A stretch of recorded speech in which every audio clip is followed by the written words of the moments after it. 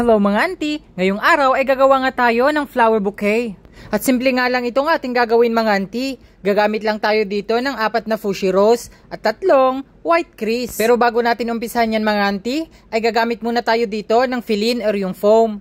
At dito natin itusok itong ating mga bulaklak para hindi mabilis mamatay. Pero bago natin tusukan ng ating mga bulaklak, itong ating foam mga auntie, ay balutin muna natin ito ng plastic para hindi lalabas yung mga tubig. Para maiinom talaga ng ating mga bulaklak para hindi sila mabilis malanta. Tara mga auntie, umpisan na natin.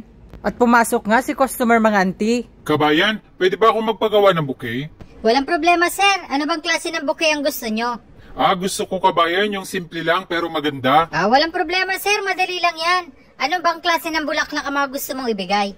Para kanino pala itong mga bulaklak nyo sir? At kanino nyo pala ito ibibigay? Para sa jowa ko sana kabayan. Nagtatampo eh. Sabi niya, ang tagal na daw hindi ko siya binigyan ng mga bulaklak. Kaya naman, naiisip niya yung mga dati kong binibigay. Dati daw, ang sweet-sweet ko. Lagi ko daw siyang binibigyan ng mga bulaklak. Pero bakit daw ngayon, hindi na ako ganon? Kaya ayun kabayan, nagtatampo nga siya. Kaya ito, naisip ko, bigyan ko na ng bulaklak. Ganun ba sir? Walang problema yan sir, gagawan natin ng paraan. Gagamit tayo dito ng puting crease sir. Lalagyan natin dito ng mga fuchsia roses. Sigurado, matutuwa ito ng jowa nyo. Siyempre, mapapalundag yun sa tuwa at masayang masaya. At ito sir, gagamitan natin ng kulay black na transparent. Dahil mga light color ang ating ginamit ng mga bulaklak.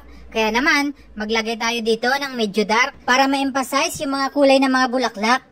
Walang problema yan kabayan. Ikaw na bahala. Basta gawin mo itong maganda at magiging masaya yung jowa ko. Dahil kitang-kita ko kabayan, malungkot siya na nagsasabi na bakit daw hindi ko na siya nabibigyan ng mga bulaklak. Walang problema sir, gagawan natin yan ng paraan. Panigurado magiging masaya ang jowa nyo.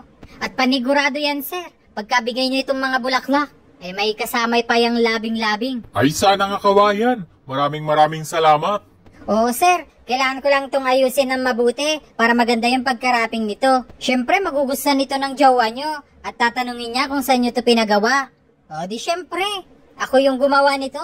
At siyempre sasabihin nyo sir, maganda yung gumawa kaya maganda rin itong mga bulaklak. O di ba sir?